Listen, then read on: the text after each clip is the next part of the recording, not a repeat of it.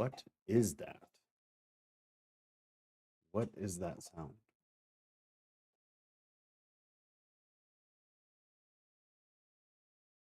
That's what it is.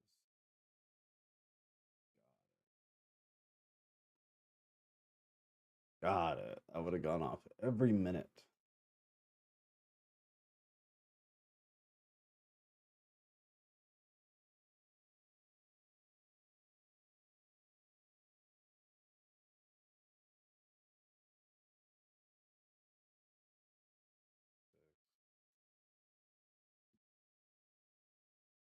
You're a loud eater, little buddy. Some loud eating you got going on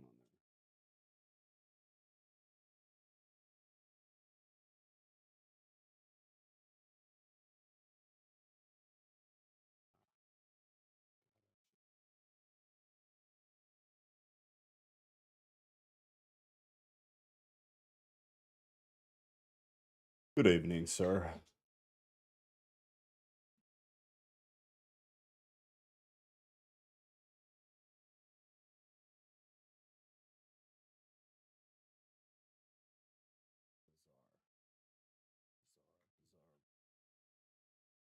Oh no, happy Sunday. We have a problem.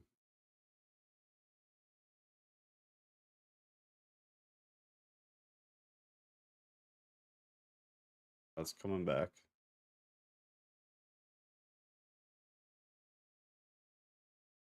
Happy Sunday, Scott. Let's see, it's slowly coming back. I wish I knew for the life of me why this happens. I could not get more expensive internet if I wanted to. It's not available. There is nothing else available. All right, it's decent enough now. We should be good. Lilith, good to see ya.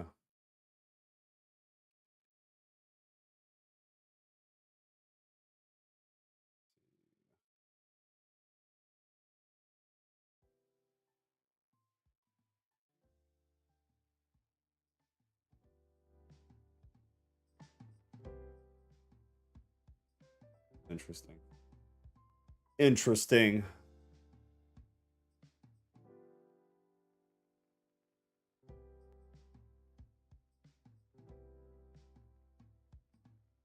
Ruth. The lovely Ruth.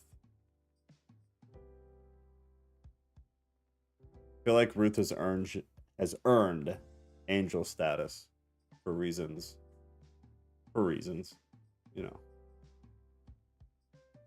For reasons. Give it another minute. I do want to see. We got to do another movie night soon, and so hold on. I have a list here. There was one I think that Ruth put it in.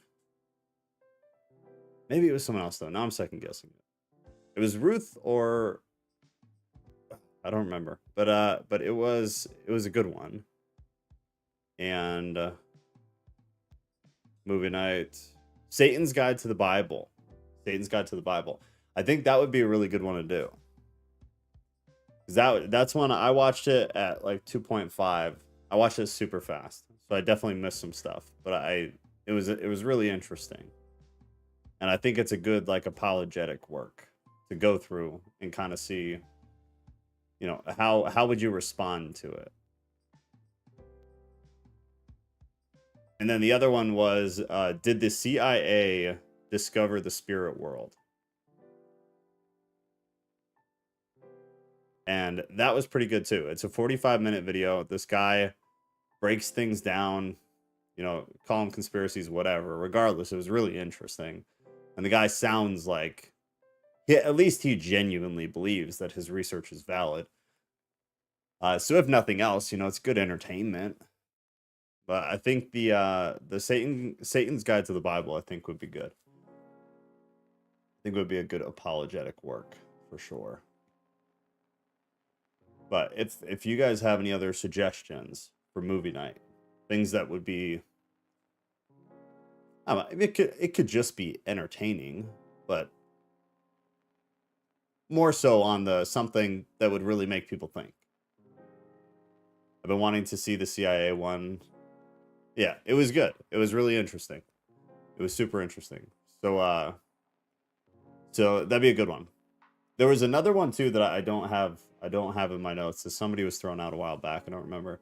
The Last Dragon. Am I gonna look like an idiot because I don't know what that is? The Last Dragon. Is this like a Jackie Chan movie? Yeah, it is.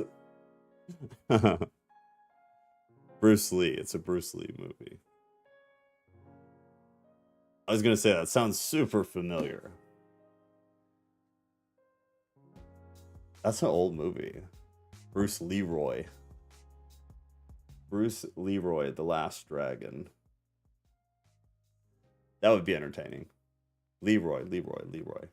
Got it. Got it. Idiocracy. Dude, I was just talking to Kat about this. She's like, no, I've never seen it.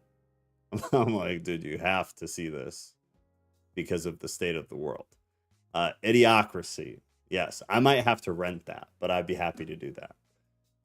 So that, yeah, they're Discord only anyway, so it doesn't matter. But I could definitely do that. I'll rent it and then we'll play it through Discord. That would be good. If you have not seen Idiocracy and you are live today, Idiocracy is a must see for anybody who is breathing at this moment in time. Because it is such a great, like, would you call it a parody of reality at the moment? I don't know, but it was fantastic. What a good old movie, The Mountain Dew. I have a bunch of conspiracy theory movies on a never-ending list. What about Zeitgeist? I feel like I made Kat watch this when we first started a year ago. No, that's not what I'm talking about. This is an old video. It's like a slideshow. Does anybody know what I'm talking about? I think it was called Zeitgeist. But it was like years old. Years old. But it was a slideshow. Yeah, but do you know the original? Because this one that I'm finding on YouTube is a year old. That's not what I want. That's not what we're looking for. This is not what we want. I would love to go through Zeitgeist though. What a interesting thing to watch. Is it this one from 5 years ago? All I remember was like it was terribly like low budget. Terribly. There were 3 films. So maybe I'm just not remembering right. But I just remember the one I watched was like it was as if, I know it's not, but as if a college student, you know, spent 3 weeks making a slideshow and narrating it. It was like wildly low budget. But it was at the time, and this could have been 8 years ago, 9 years ago.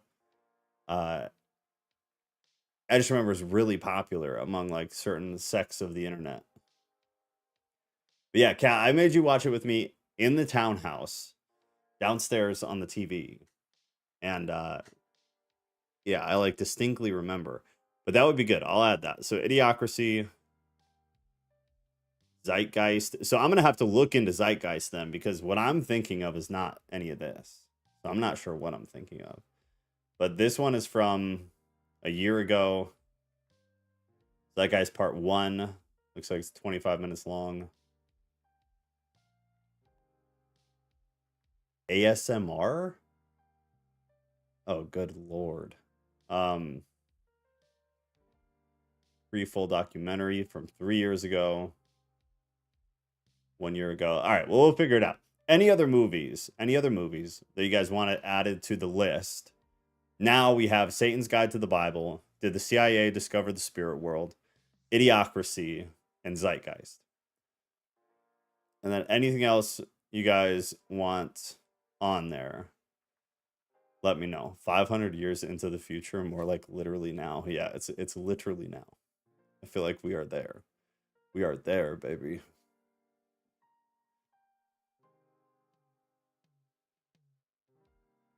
Movie night. Suggestions for movie night.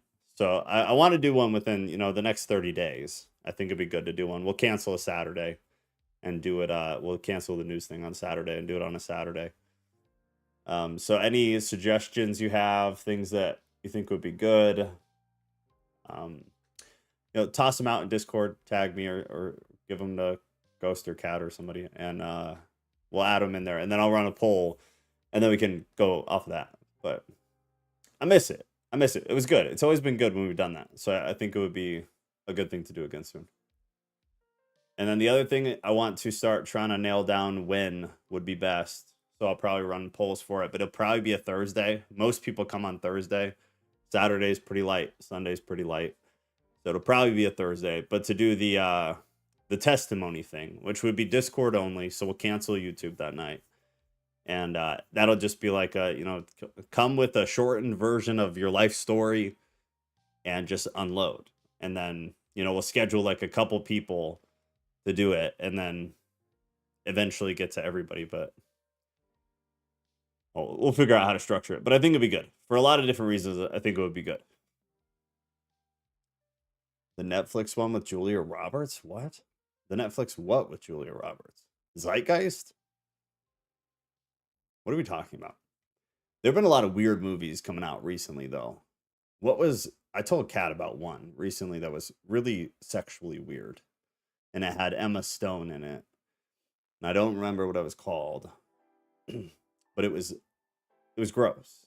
It was very, very gross. I didn't watch it, but I watched a bunch of things like with excerpts, and I read an article about it, and it was disturbing. Okay, all right, we're 15 minutes into movie planning. We're at 9. We're at 9.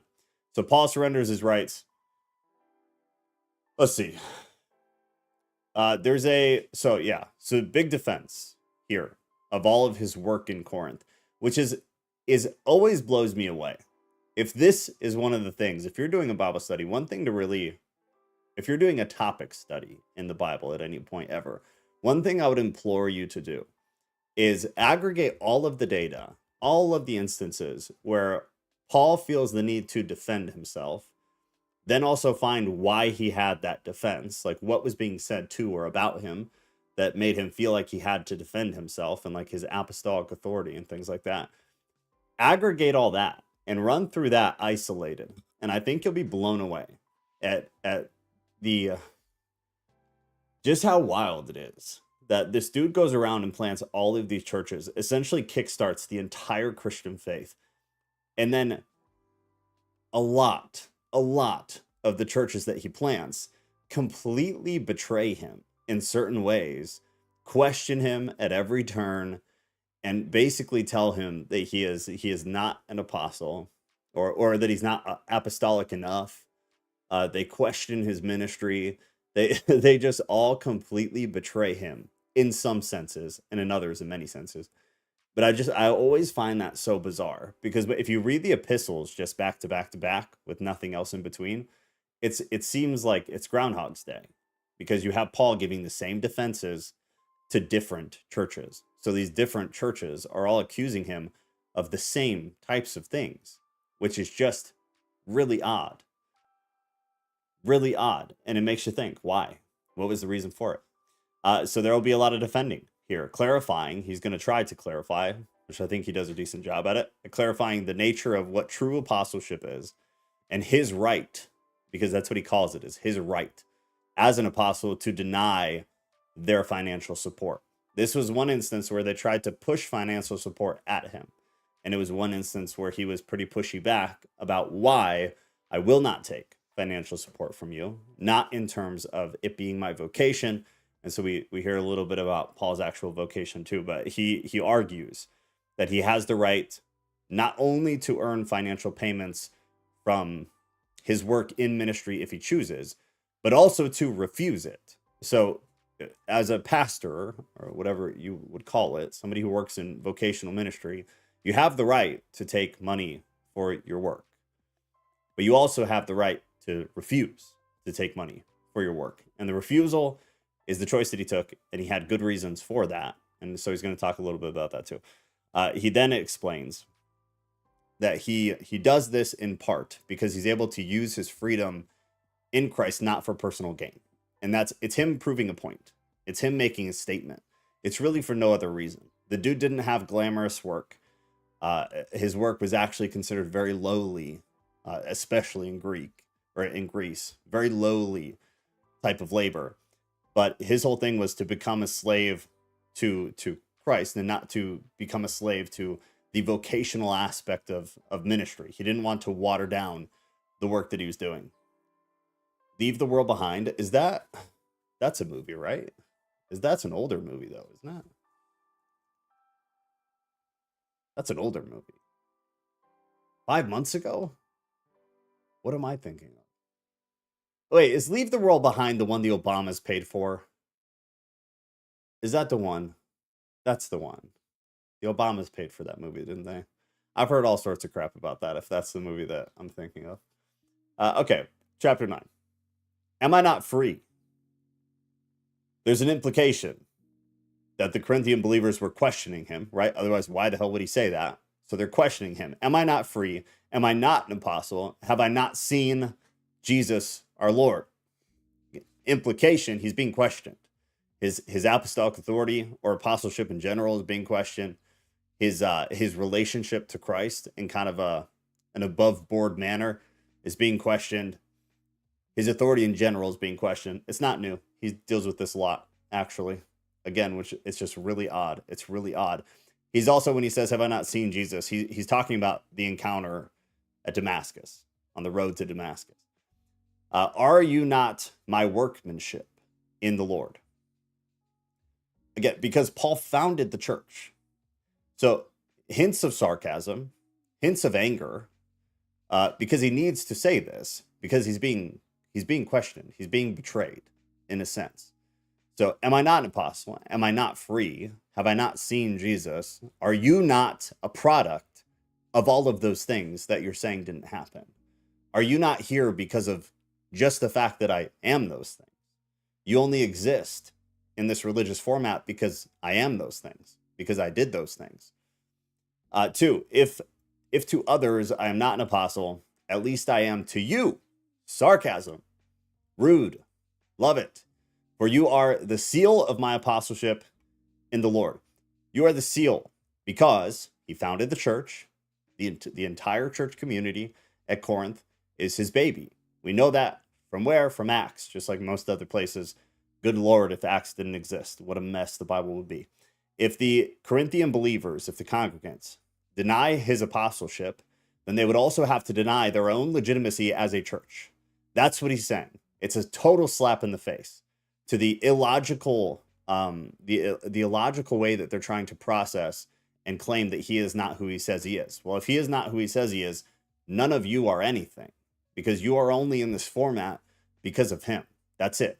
Their response to the gospel message in general and their maturity in faith, they're only validated by Paul's apostleship.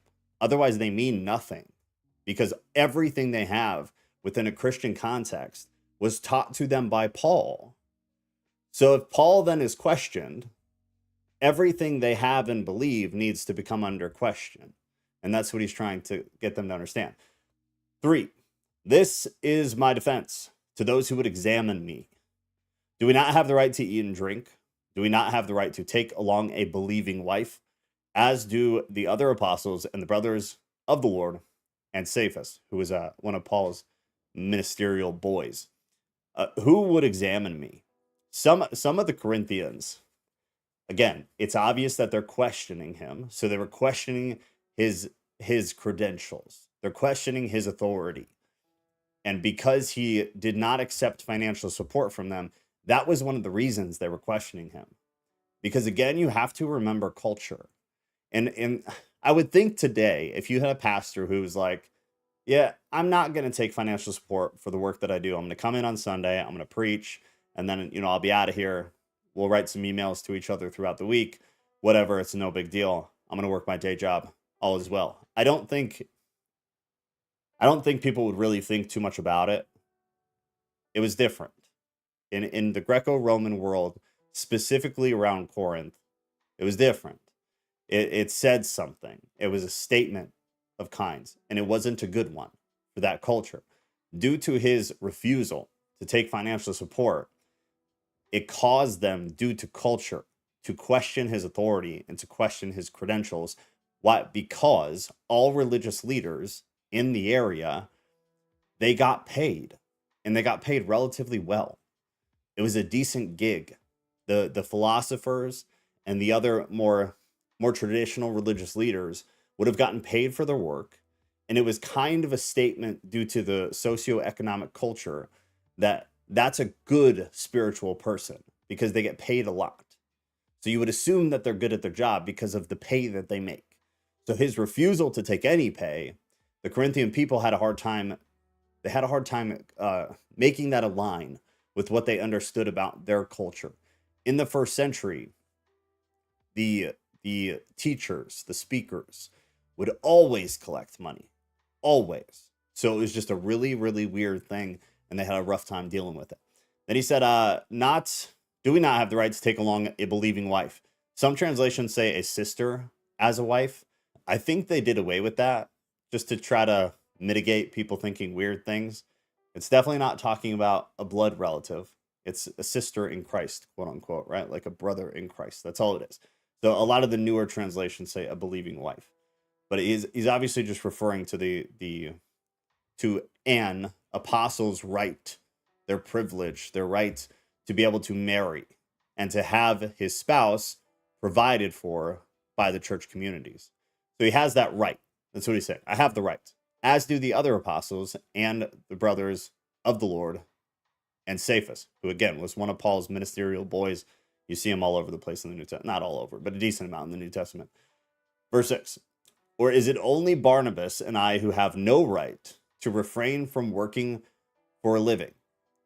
He worked as, to the best of our knowledge, just like Jesus, to the best of our knowledge, he did something with his hands, probably built stuff. You could definitely argue what exactly he did. The number of people I've heard that say Jesus was a cabinet builder, I'm like, dude, you have no idea of that. You're literally just making that up. But if it makes you feel better to feel like you know what Jesus's occupation was, then cool. He's a freaking cabinet builder. Whatever. Same thing with Paul. We get a good idea that Paul was somebody who built structures of some kind. It's likely that he was a tent maker, which is kind of like it's the Christian trope of what Paul was. It could be totally accurate. It could also not. It's not 100% clear. Does it matter at all? No. So it's likely that he was a tent maker or doing something like that. See, Jesus was a stonemason. That's the other big one. He's a carpenter. He's a mason. He does something with his hands. That's why whenever I talk about it, he does something with his hands. He builds stuff. He built stuff. We have a good indication that Jesus was putting things together with his hands. He was building stuff. Again, I don't personally care at all. It makes no difference to me whatsoever. But I understand, because I've argued with people about it, that it matters a lot to some people. They'll scream about it, and that's fine. So I'm just like, cool. He did something with his hands. That's fine. It's all good. It doesn't change anything about theology. It doesn't change anything about salvation. It doesn't change anything at all about anything at all. But if it's something that you want to go super hard into and have a really hard line position about it, fine. I think that's why the church is such a wreck, though. When it becomes a screaming match about whether Jesus built things with stone or built things with wood, that is why Christianity is a joke and is falling apart in a very dramatic sense. But it's arguing about things that are irrelevant to spirituality, or they're irrelevant to understanding God. They're irrelevant to theology. Those are the reasons that the church splits in a lot of cases. Not always. A lot of big things too. But some of the Corinthians, they probably considered this kind of work, and I say probably, but it's extremely, extremely likely that they considered this type of work to be unfit for an apostle. We've talked about that a bunch too. The socioeconomic environment of Corinth was spectrum, one side of the spectrum to the other side.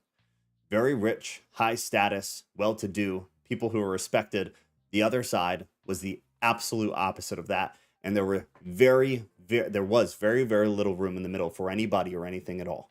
It was wildly split, kind of the direction that we're headed in. But it was very, very split. So somebody who worked with their hands, ironically, because we know that Jesus did too, is somebody that this culture did not respect. They had no respect for these people. And if you were somebody who worked with your hands, you were unfit to be a spiritual leader. And that was the kind of early Christian view in some of these demographics, but it was also just a general societal view at Corinth, in the Greco-Roman world in general, in Greece. It was just like that. That's how it was. It's not too unsimilar to today. Luckily, you see that changing a bit now, slowly with like Gen Z. It's changing, but millennials, if you're a plumber, if you're a carpenter, if you're you're laying roof, it's like seen as kind of the gross job. The blue collar jobs are like the gross. Oh, you don't sit in an office all day and stare at a computer. Uh, Even though they have no idea, most roofers make well over six figures. It's just because it's a social thing. It's a really stupid social thing. Paul's type of labor, the work that he chose to do, he was not forced into it. People tried to throw money at him, from what we can tell, and he refused the money.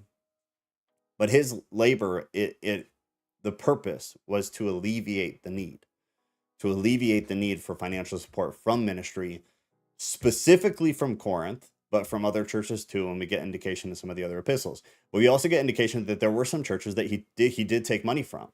And it goes to kind of show and prove the point that the reason he didn't take money from some churches is because of the state of the church.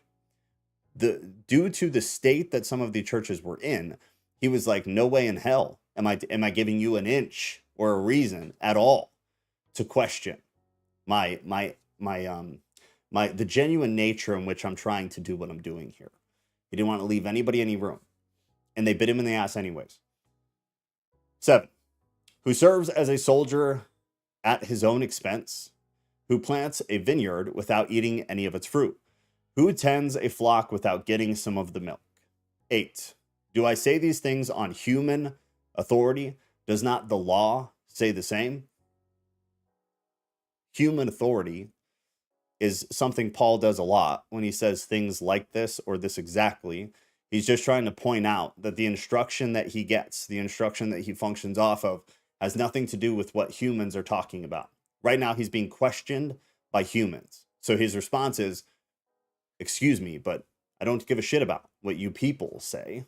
I'm going to function off of what God said. I'm going to function off of what God's law is. I don't care about your criticisms. They're irrelevant to what I'm trying to do here. For it is written in the law of Moses, you shall not muzzle an ox when it treads out the grain. It is for oxen that God is concerned. Is it for oxen that God is concerned? This comes from Deuteronomy 25:4. So it prohibited farmers from muzzling or closing their animal's mouth while it worked. It was a law, which is why he's referenced it just there before. Since the oxen perform the threshing, Deuteronomy, it gives an indication that it should be allowed to eat grain and derive some kind of sustenance or benefit from its own labor. He's making a comparison, and he's using the Bible to do it, which is kind of his thing. He's pretty good at it. He uses the analogy there for ministers of the gospel, for pastors of the time, arguing that they're entitled to material benefit for their services. He's going to go on to say, again, that they're also entitled to refuse it if they don't want it. Should make sense. 10. Does he not certainly speak for our sake? It is written for our sake, because the plowman should plow in hope, and the thresher thresh in hope of sharing in the crop. If we have sown spiritual things among you, is it too much if we reap material things from you? What a great line. What a well put together line. Spiritual things in this context is referring to the gospel, essentially. And the material things, again, in perspective of the Corinthians, it means the same thing pretty much for everybody in any context, but just remember the perspective that you're in, reading from the Corinthian perspective. It carries more weight than I think it would for somebody living today. But specifically, he's talking about provision. He said so just there before. This could allow Paul to do the ministry work that he was doing without working for a living. He's making a case primarily because even though he denies it from them, his brothers don't. So he can't throw them under the bus. So he's making a case both ways. It's just it's an interesting nuance point that people skip over, I feel like. Nevertheless, nope, 12. If others share this rightful claim on you, do not we even more? Others, like I was just saying, he's referring to Apollos and Cephas, who you know about if you've read any of Paul's epistles before. Important ministry leaders helped Paul with a lot of stuff, took provision from the church. So he can't throw them under the bus. And also, obviously, he believes it. Otherwise, he wouldn't be arguing to begin with. But he also has people very close to him. And these two individuals specifically, the Corinthian church knew. They knew Apollos and Cephas. They had worked with them. It was actually a problem, which I think we talk about in 2 Corinthians. Nevertheless, we have not made use of this right, but we endure anything rather than put an obstacle in the way of the gospel of Christ. This is the main thing. He did not want anyone to question his motives for why he was preaching the gospel at Corinth. So he did not accept financial support.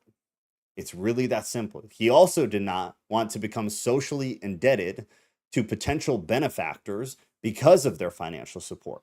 Culture.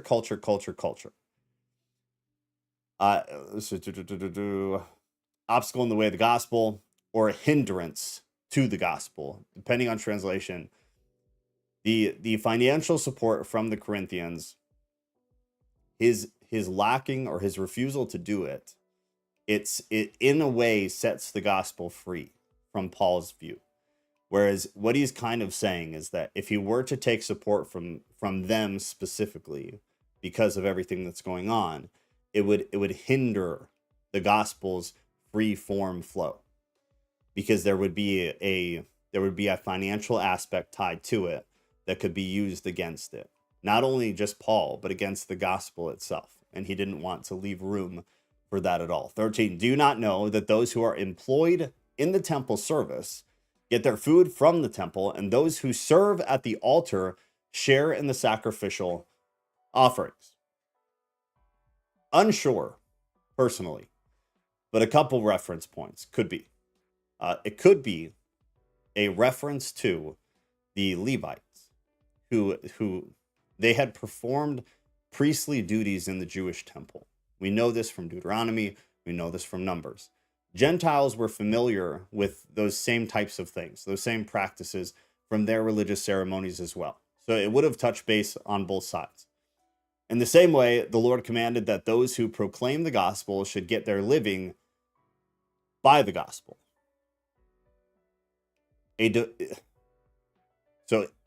What's called a divine mandate for ministry as a vocation is what you'll hear people say. A divine mandate for ministry as vocation. But I have made no use of any of these rights, nor am I writing these things to secure any such provision. But I would rather die than have anyone deprive me of my ground for boasting. What a badass sentence. Come on. For I would rather die than have anyone deprive me of my ground for boasting. It's not pride. It's not bragging. It means different things, and you have to remember that. Because boasting is read by the American today, or in the modern 2024 person today, it's read totally wrong. That's not what he's saying. So any of these rights, but I have made, going back to the beginning of 15, but I've made no use of any of these rights. It's in reference to what Paul was talking about in 4 and 5. And then reason for boasting or grounds for boasting, depending on your translation. Because Paul refuses to accept any payments for the gospel, for preaching the gospel, for his ministry service in Corinth specifically, he has the ability to boast, which is in the context, in biblical aspect, or in biblical perspective, it's the way that Paul uses it. It's this leaning on Christ that he does. It's this weird thing, not weird, but like weird for us today, I feel like, where Paul will like take massive pleasure in pain. He takes massive pleasure in suffering. Anything that makes him feel like he understands Jesus more. was like Paul's thing. And you see it crop up and pop up kind of all over the place. And it's really beautiful if you get into it. But the way he says it makes him sound like an asshole sometimes. And I like that because I know why he's doing it. I understand fully who he's dealing with, what they were doing, how they betrayed him, what they're accusing him of. And I think it's a really, really good response, especially when you know all of Paul's writing and you can sit and say, like, it's not coming from a bad place. It's coming from a place of like, he takes such massive effing pride in the fact that he has held true to everything, regardless of all the pressure, the betrayal, regardless of the false teachers coming in and basically stealing churches and him having to come back and try to figure it out, regardless of everything, not to mention prison and stonings and all of this crap, all of it aside, he's able to sit and just feel super prideful about all of this. And I think it's a beautiful example. But the refusal to accept payments for his ministry, period, he's able to boast because he's refusing to jeopardize the integrity of the gospel. Bang. It doesn't get better. The dude was as hardcore as it gets, especially coming from what he came from. Okay, hold on.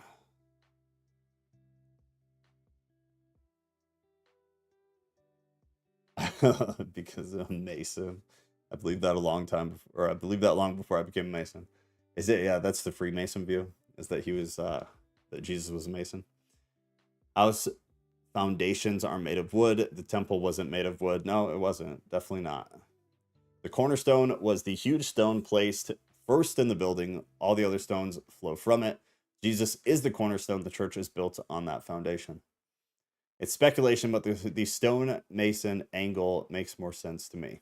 Yeah, I don't doubt it. I just don't think there's enough to really know anything. But yeah, little things like that, it wouldn't really make sense. Wouldn't make sense. Well, he did say that he would destroy the temple and rebuild it in 3 days. You can make anything work. That's the funny thing about religious studies. If you think hard enough and you're relatively clever, you can make any theory work and make sense in the Bible. Did Paul invent facts don't care about your feelings? Take that, Ben Shapiro. I mean, in a sense, yeah, in a sense. I think in a religious sense. Jews were kind of brutal though too, but they weren't as snarky as Paul was. But technically, Paul was a Jew, so he gets to do both. He was kind of a thug, yeah. Former killer of question, spent time in the pen.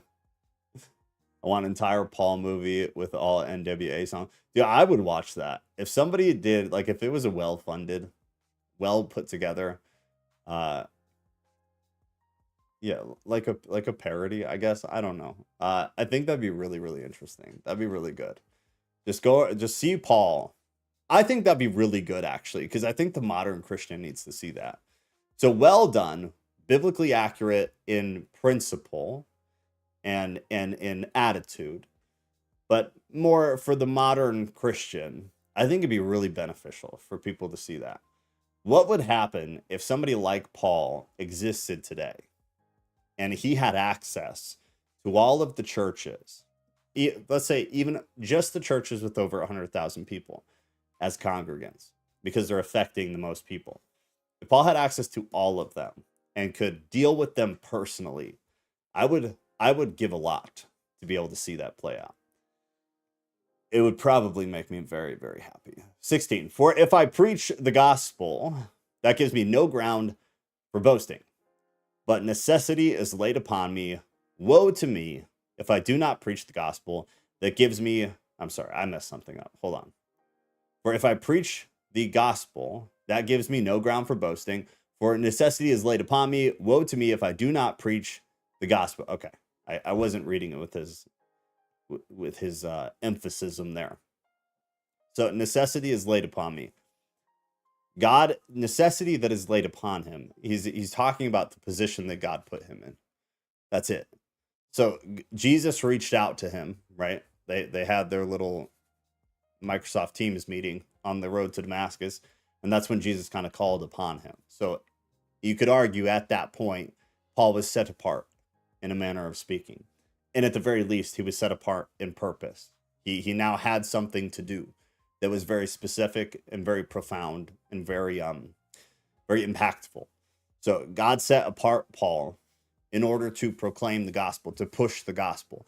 That was his whole thing. Therefore, he has this compulsion, this necessity to preach, even in the face of all of this garbage, even in the face of everything, from the churches to the secular people to the Jews, because everybody hated him. Absolutely everybody. He says, "Woe is me," sarcastically. And the implication is that if Paul does not preach the gospel, he will face an, I call it an undesirable outcome, because God had set him apart. So he's drawing on the language of Jeremiah in order to express this, in order to express in a sarcastic manner, but also serious, the importance of the role and the importance that he follows through with what the role is. 17. For if I do this of my own will, I have a reward. But if not of my own will, I am still entrusted with a stewardship. What then is my reward? That is my preaching. I may present the gospel free of charge, so as not to make full use of my right in the gospel. Pointing out again, for I think the third time, it is a right. He wants to make damn sure they know he has the right to do it. It's well within his right to do so. The material and financial support from the church communities, him taking that, is within his right. 19. For though I am free from all, I have made myself a servant to all, that I might win more of them. What a line. For though I am free from all, I have made myself a servant to all. Why? Selfishly? No. That I may win more of them. And this is when you get into some of the very famous verses that annoys the hell out of me, because we don't think about what all of this, what was the rest of it. But I'll complain about that in a minute. So I have made myself a servant to all. He put himself at a point of what old translations use the word slave. We've gotten rid of that word for obvious reasons. But in a lot of different contexts in the New Testament, in my opinion, it's the proper word. In terms of like a Christian in relationship with God, in certain senses, the word slavery is a more adequate word. Servant is just softer. It's a very similar, if not the same thing. Slave has become something different due to the use of it throughout history. But sometimes it's the better word. So Paul put himself in a position of slavery, servitude, or service, to be a servant of others, in order that God might, through him or use him, to bring people to the gospel, to help them understand the gospel, to bring people to Jesus, to help people understand God. He would never, and points out several times in some of his epistles, that he is not the savior. He likes to be clear about that, which I think is good, especially in the culture of the time, because there was a lot of that. He is not the savior. Rather, he is the what's the Christian word that people like? The vessel. The Christian word is the vessel. We love the word the vessel. He was the vessel that God used in order to bring about change and to bring people to him, capital H. The instrument through which somebody might hear the gospel, and to provide a place for people to go so that they might experience the gospel, being around other Christians. He and we'll talk about it in a minute, but the adaptive nature of Paul, the way that he was able to adapt to any group or individual person, which is where it's the famous verses that we talk about a lot, how I'm all things to all people. He doesn't compromise the gospel in the process, which is a charge that you'll hear often in relation to the verses, is that, well, Paul's lying then. Saying that you'll be a Jew to the Jews and a Gentile to the Gentiles, he's being disingenuous. He's not being himself. Paul is Paul. Why would he pretend to be something he's not? Well, that's not what he's saying, and we'll talk about it in a minute. But he's able to adapt for a reason, and never in doing so did he compromise the gospel message. You see that clear as day if you actually read the Bible. He calls out the Jews, no problem. He calls out the Gentiles, no problem. He sticks to the gospel. He becomes different things to different people, or becomes different things to different groups, so that he's able to communicate the same message in a better way to those specific people. The message does not change. The application or the delivery of the message changes. And the only reason is to remove obstacles from their ability to accept the message. Message stays static. It does not change. 20. To the Jews, I became a Jew in order to win Jews. To those under the law, I became as one under the law, though not being myself under the law. Clear indication that he's keeping the message.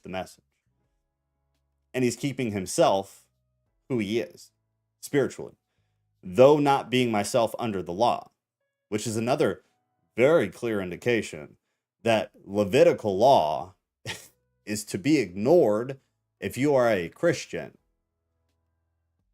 Paul did not live under the law. Why the hell do you think you should? It makes no sense. Where's the roof on your, or where's the fence on your roof? That I might, it wasn't actually exactly that, just to be clear. It's a joke. That I might win those under the law.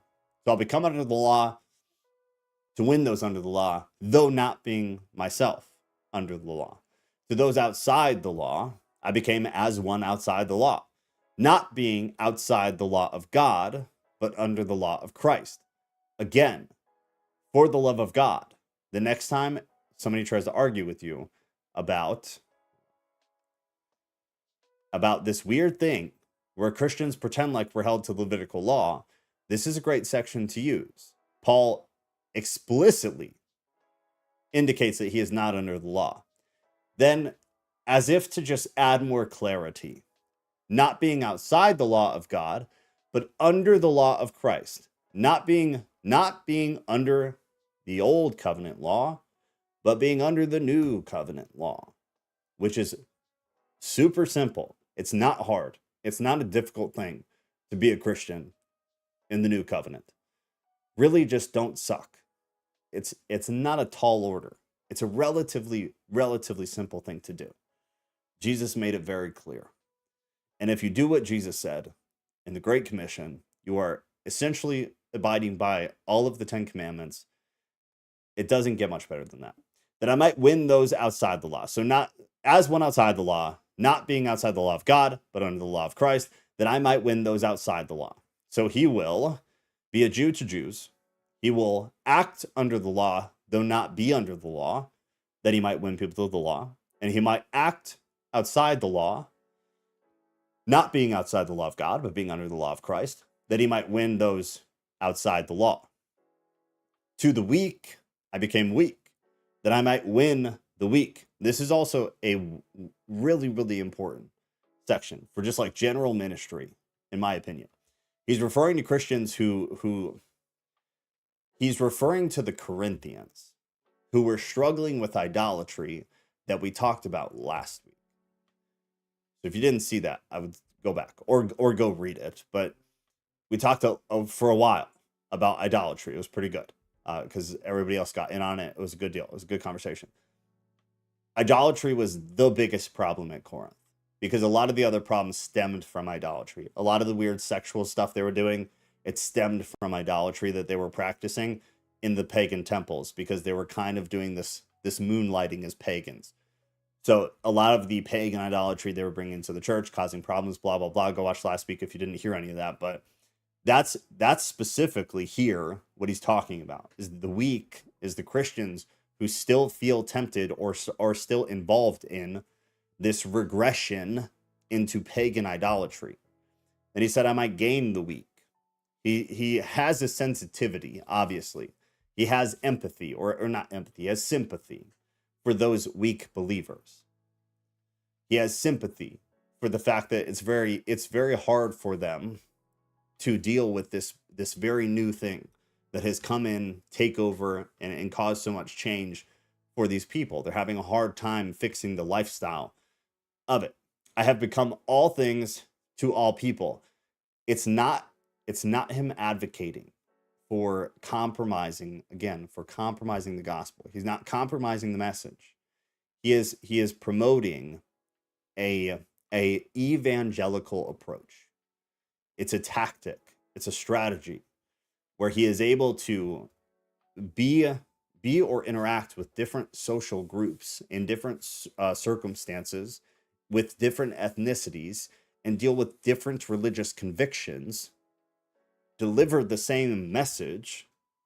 And because he's able to deliver it from all of those different angles, he's able to win more people. I don't find it that confusing, but for my entire life doing ministry, people have always found that very confusing. It's always been relatively cut and dry to me. It makes sense. If he was going around lying or changing the message, changing things about the New Testament to win Jews, saying, oh, the law is okay, we're still going to abide by this law and this law, will that make you come to Christianity? Yeah, well, okay, cool. Yeah, we'll keep that. We'll keep those things. No problem. No, Paul said, no, Jews, we are not doing that. That's old covenant. We don't do that. This is the new covenant. This is how this works. You can, as a Jewish individual, either accept that or not, period. He kept the message. But the way that he communicated it to the Jewish people was different than the way he communicated it to people who were Gentiles, to people who were pagans. It was different. Message the same. Hard stance on message content. Different way of delivery.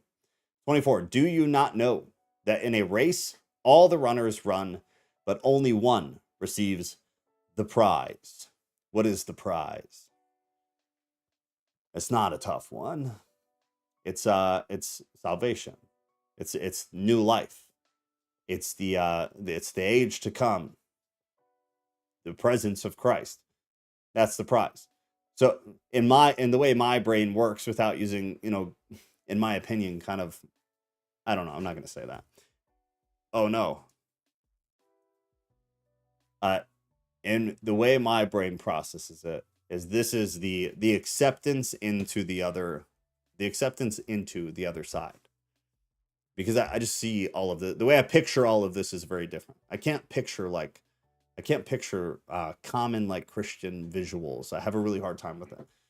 So it's the prize is the ability to cross over into an area of spirituality, or into an area of the afterlife, or the hard drive, or whatever you want to call it, that not everybody gets to, that not everybody will, because they're not on the same, call it wavelength, but not literally, just in a manner of speaking. That's how I picture that. But it's salvation, right? Is the simple answer. So run that you may obtain it. Every athlete exercises self-control in all things. They do it to receive a perishable wreath, a medal, a trophy, essentially. But we are an imperishable. So I do not run aimlessly. I do not box as one beating the air, but I discipline my body and I keep it under control, lest after preaching to others, I myself should be disqualified. A really good one for today's pastors, I think. But exercising self-control. So this section, we have athletic metaphors. He's trying to communicate the discipline as a Christian that is required in order to be a Christian, but specifically to do ministry, this is a good section. Again, I think pastors for today, I think it'd be really, really good if everybody had this force fed down their throat. The level of discipline required to be a minister, to be a pastor, to be somebody who specifically is looked to deliver the gospel, to help people understand the Bible. It's a different level. It's a different standard. And the requirement of discipline and self-control is not that of, an average Christian. It needs to be different. It has to be different. It links back also to earlier on where Paul was talking about his voluntary enslavement, his voluntary servitude for the sake of his ministry, for the sake of his evangelical tactics, his efforts, his practices. He is willing to do anything at all in order to proclaim the gospel in a manner that people will accept it, even if it means he doesn't get to live off the church, even if it means he still has to work full time on the side, even if it means the churches he plants and pours his literal blood, sweat, and tears into betray him regularly, because they did. Even if it's keeping the discipline, keeping the self-control, keeping all of that in spite of all of that, having the ability to stay on point and not lose yourself and not fall into temptation and not disqualify oneself, which he says here in a minute. But he's making a comparison, I guess. He's contrasting the perishable crown, medal, trophy, whatever you want to call it, of celery leaves that the athletes used to wear, right? I mean, imagine the very stereotypical, like what is it, like Athens, the crown of leaves. He was trying to draw a comparison between that and the imperishable crown, which is what Christian's goal is. It's what the end result should be. It's the final resting, it's the final desire, or it's the receiving of all of the work that you've put in as all of the suffering that you've done as everything that you lost on, that the world got in your whole life. Like, why am I being deprived of this? Blah, blah, blah, blah, blah. That's the crown. It's the crown. He sought the imperishable crown, which here specifically, it's a metaphor for the final reward, which is just, again, it's salvation, regardless of how you want to view that for yourself in a way that it makes sense, but it's salvation, period. I would say also it's kind of the sanctification process, because I think the entire process is like you progressively receiving bits of the crown. That's how I see it. You can disagree. No theology behind that, just an opinion. Let me see real quick. I know there was one other thing here. Oh yeah, let's do that. So he said 27. He said, but I discipline my body and I keep it under control, lest after preaching to others, I myself should be disqualified. I discipline my body. It doesn't mean anything crazy. There have been some crazy things that have been said about it. Like self-abuse is one of the things that I've heard. I don't know why exactly. I don't know if that was like just a really weird modern take on the verse, or what that was, but he's just talking about self-discipline. He's talking about self-control in order to provide for himself and to be able to make it through and endure all of the hardships that are associated with the fact that he had to provide for himself. That's really it. You could look more into it, I guess, but that alone makes enough sense, in my opinion. I myself should become disqualified. The very end there. But I discipline my body and keep it under control, lest after preaching to others, I myself should be disqualified. We're staying on the sports metaphors, which is interesting because it wasn't like a thing for Paul, but he knows his audience, and there was a specific reason that he decided to go with the ESPN metaphors. But he's referring to athletic preparation in that it does not allow him, or it doesn't allow anybody, it doesn't allow an individual to complete some kind of endeavor, some kind of competition, or to withstand the test. For Paul specifically, this hey baby, what are you doing? Which one? That one? Okay. Are they both gonna be out? No, she's gonna shed. You can Look at her pink little belly. You gotta get her right here. It's very tight camera. Snake. The queen. Snake right there.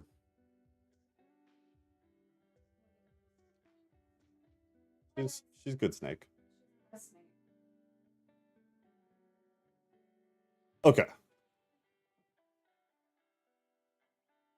Give me 1 second. but I discipline my body and I keep it under control, lest after preaching to others, I myself should be disqualified. So the way this manifested for Paul as an ineffective kind of proclamation, it would result in people not coming to faith, not believing in the concept of Christ, not believing in this new wave of Christianity. That would be the result. So if he was not able to be disciplined, if he was not able to keep it under control, like it says there in the middle, if he was not able to practice everything that he preached, if he was not the absolute example, at least above what would be baseline humanity, that would be a problem, because everybody at baseline or on any end of the spectrum within baseline, they're looking to the Pauls of the world. They're looking to the people who are going out and preaching the Bible. They're looking to the people who are out talking about Jesus with random people. This is a big problem for me personally with what is happening with Christianity today. And we talk about it a lot. Is that kind of like a game? Kind of like a game. I got you. Fair enough. Is that today we talk about a lot that pastors have kind of they've lost their status as someone to respect. They've lost their status as somebody to emulate. In a what's the word I'm looking for? In a holistic sense, people emulate pastors today for celebrity, for status, for lifestyle, for finances, because God, do they make a killing? I walked away from a damn good career. We look to pastors for those things. I'd say the common Christian young person is not looking to a pastor as an example of humility, as an example of what is a father, as an example of what does a true, genuine, honest teacher look like, as an example of how to practice apologetics in a truly biblical way, as an example of how do I actually read the Bible and understand what it's saying, rather than just learn to listen to it and regurgitate it, to be able to express it myself but have no weight behind it. We've bred these several generations of Christians who they have no basis for belief. They are like, I can't say that because I don't want to get political. They're like certain people, and I'm not, this is not political. I'm changing thoughts. So don't assume that I'm talking about something that I'm not. They're like certain people who will just accept any information that comes to them. And then they'll take that information and they'll put it back out into the world tenfold. So I'll learn something. I have no idea whether it's true or not, but the person who told me has some kind of status. He's a pastor. He's a preacher. He has a degree from a seminary. So I'm going to take that information and now I'm going to go do, a YouTube channel where I go and talk to people and preach the word of God and whatever, or not YouTube, but I go preach the word of God. I go try to bring people to Christianity. Well, people are smart today. People have Google today. People have AI today. People can completely destroy what you're saying if you are not truly educated in what you're talking about. So the minute I go out and try to evangelize, there will be a 19-year-old kid who is an atheist or just agnostic, but is into watching videos or listening to podcasts where Christians get torn to shreds. So he knows all the right comebacks. He knows what to say. He has all the good examples of the Bible where the Bible is not perfect, because it is not. And he brings up all of those points. And immediately the Christian just looks like an idiot. They look dumb. And I say that with love because it's just true. They look really stupid. And they set a terrible, terrible example for what it means to be a Christian, for what we're here to defend. You're not defending anything. I don't think anybody should practice evangelism if you cannot practice apologetics. I think it's a really bad idea. The risk to reward is really poor. It's really poor in 2024. If you cannot defend that which you are trying to teach, you should not teach. And that's evangelical situations as well. And that sucks, because there was a time where people would have just kind of believed it, especially because it was just common in the United States. So people would have heard it around. They would have gone to church with their friends, family, 10 times a year. And so there's a foundation there. They never really questioned it. Everybody else kind of believes it. So then when somebody finally hits them the right way emotionally or whatever it might be, makes a really good biblical point, and they're like, holy shit, that makes a lot of sense. You won me. I'm in. That doesn't happen anymore. And now somebody can stand in front of you in real time. They can use AI to find every contradiction in the Bible. They can use AI to find every situation in the Bible of something weird sexual that happened, because the Bible is full of them. The Old Testament specifically is full of weird sex stuff. If you don't know that, then I'm kind of talking to you with love. I'm kind of talking to you. Those people should not evangelize because they're doing more damage than good. They just are. It's harder today to be a Christian. It's really hard today to do good evangelism, where your probability of bringing people to actually coming to Christianity is really low. It's wildly low. It's really hard today. So the more than ever, in my opinion, Christians need to be truly educated. You got to know what's going on. And it doesn't mean you have to be a pastor, but you have to be educated. On the pastor end, I think we've lost like I said, the things that we look to in those people now. It's not the same things. It's not a humble man. It's not a good father. It's not a good husband. How does he treat people? It's not, what do they do with their money? What does the pastor and his family do with the money from the church? Oh, they drive a very modest vehicle. They live in the house on church grounds. They're not in $1 million mansion. They're not in a $600,000 house. They're in a $180,000 house, 2 minutes from the church. They live a very, very humble lifestyle. Like, we don't look to those pastors anymore. Those pastors are lames as far as like youth in Christianity goes. This stuff is gone. So when Paul said, but I discipline my body and I keep it under control, lest after preaching to others I myself should be disqualified. Because if he preaches to others and does not check all of those boxes of what people should be looking to, then he disqualifies himself as that person, as the example. There's a lot of truth in that. Pretty accurate. Humble pastor, humble congregation. Angry pastor, angry congregation. I like that. Yeah, that's true. It's true. And it's crazy because the pastors who I think like are respected the most are respected for absolutely the wrong reasons. The pastors who are listened to the most are listened to with things that aren't necessarily true. They're the sheer hours of human beings in the United States ingesting preaching in general, I guess ingesting the words coming from a pastor's mouth, a spiritual educator, the amount of hours of content that is out of context, that isn't true, that doesn't make sense, that is clouded by metaphors and stories that aren't found in the Bible, but the pastor just made up to make the story fun, to keep people's attention. How much just water has been poured on that wine is incredible. And it's not a surprise to find that Christians in response have become completely ignorant to what the Bible actually talks about, what actually happened in the Bible, to be able to defend anything that somebody brings to them, because you're going to get brought the most severe, savage things in the Bible, and there is no shortage of them. There are a lot. Paul is recalling his thug days. Those atheists are still very easy to destroy. Yeah, for you and for me. Not for the normal Christian. I don't think so. Because I talk to normal Christians and I'm pretty nice. Like, I'm pretty calm. And I don't try to put people on blast. I like to ask very innocent questions. And then I'll realize privately in my head, like, oh, you have no idea what's going on. You have no idea what you believe at all. And I let it go because I'm just not like the debate you in public type. But I'd say that's the normal Christian in my experience.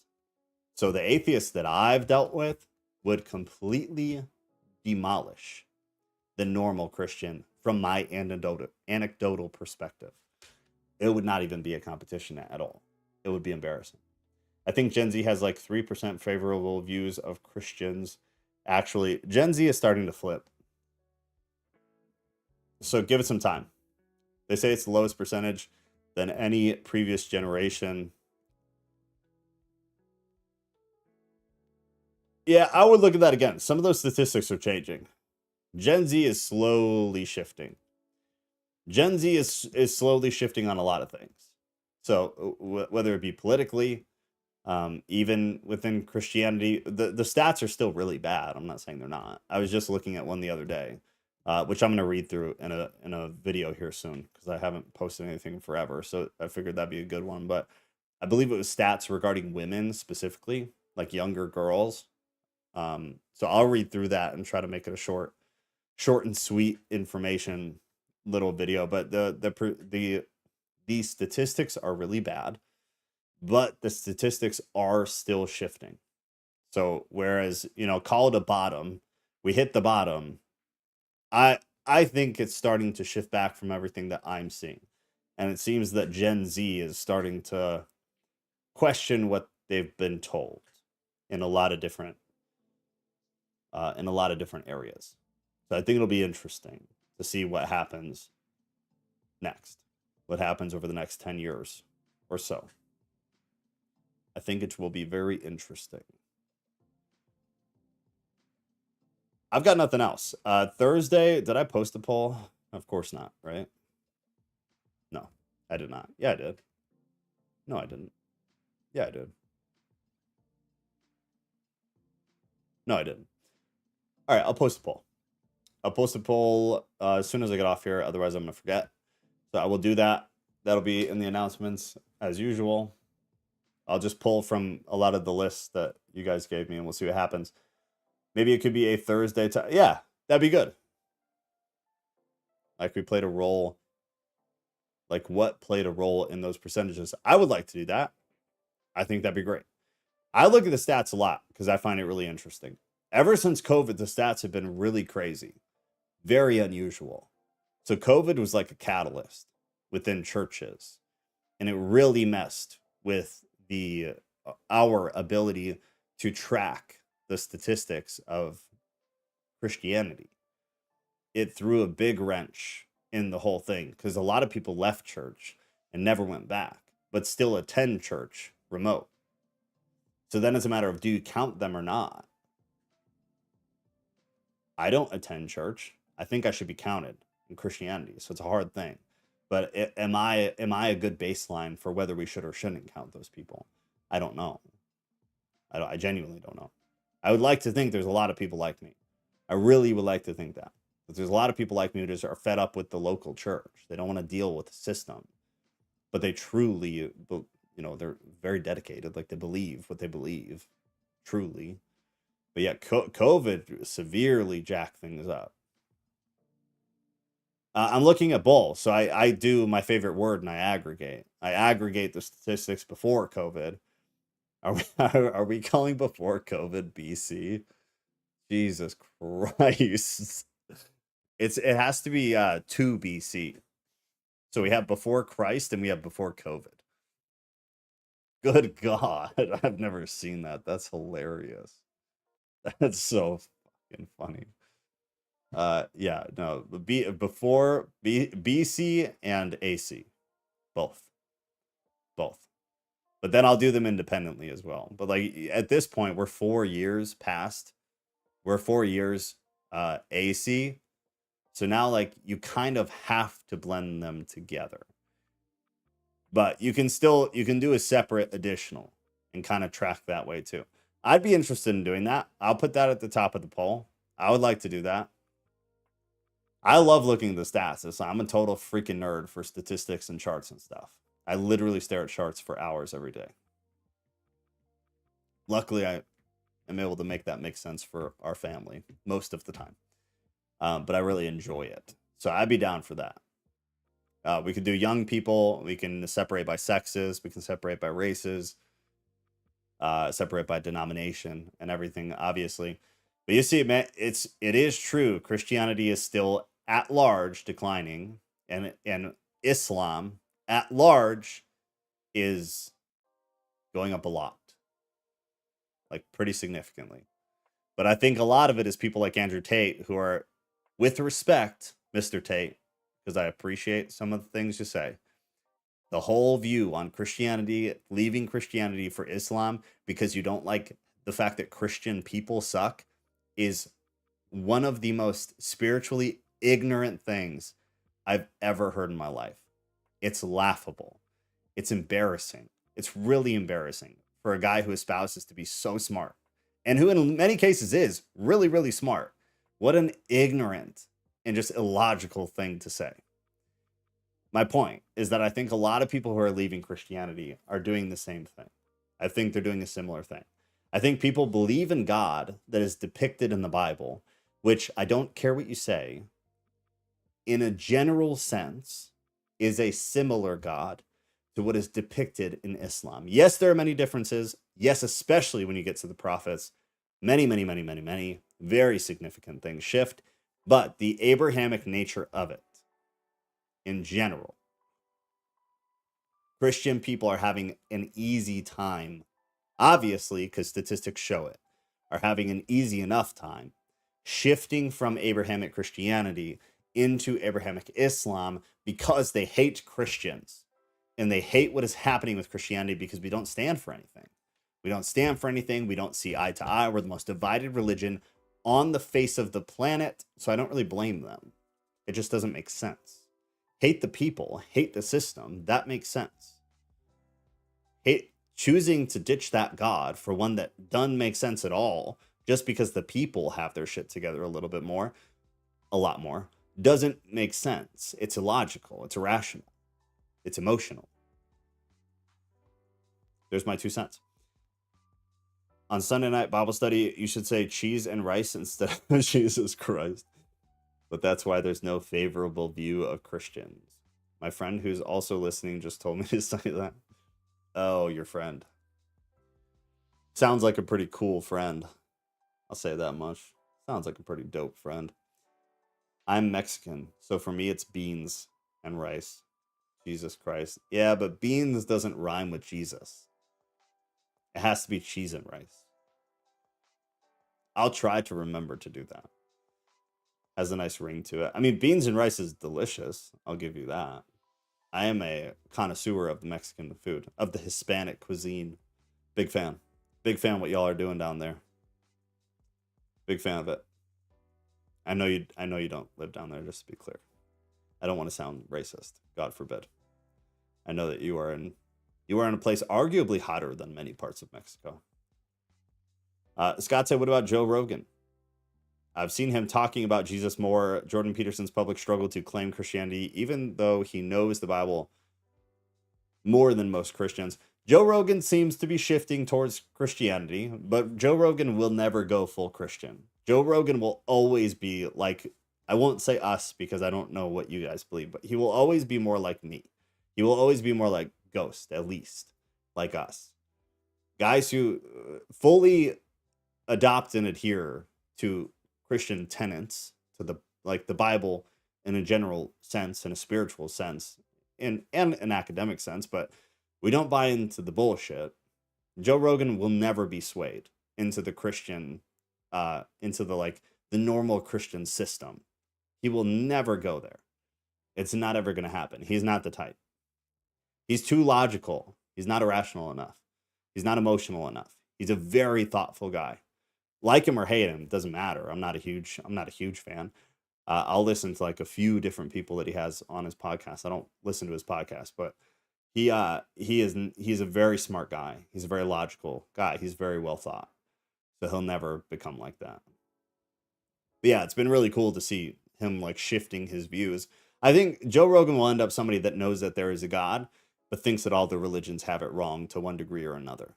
Tim Pool is very similar from everything I've gathered over the years. He believes in God. He'll say, I believe in God. I just don't think Christianity, I think people have developed Christianity. It's not really a God developed religion. And I agree with that. I think that's true. YouTube, don't cancel me. No, take out the word. An American Mexican. Yeah, I don't know. We'll see. We'll see. It'd be good to see him at least like. I hope he gets to a point where he can say, I see that Christianity is the answer. I also see that Christians have ruined Christianity as a system. And I hope he is smart enough and thoughtful enough to say I can adopt the God and I don't have to adopt the religious institution. And I think he is. So I hope that eventually he gets there. Because his voice, good God, what that could do. That would be wild. That's a loud voice. That Joe Rogan there. That's a loud boy right there. All right, I'm going to start wrapping up. I will post a poll tonight. So Thursday, and I'll put at the top of the poll to just go through Christian statistics, a run through of all Christian statistics. It'd be really good. So whether we do it now, otherwise I'll just keep putting it on the poll. I also, some point in the next week or two, I think we'll put up a poll for movie night because I think we should do that soon. I think it'd be a good little break. And then everything else like normal, I suppose. I think that's it. So I'll get the poll up right now. And it was lovely to see you all. Highlight of the night. As always, you guys are beautiful. Good luck with the week, by the way. I have a feeling some stuff is going to happen this week. I won't say anything more than that. Stay strong. Be safe. All right, I'm out. Love you guys. Bye-bye.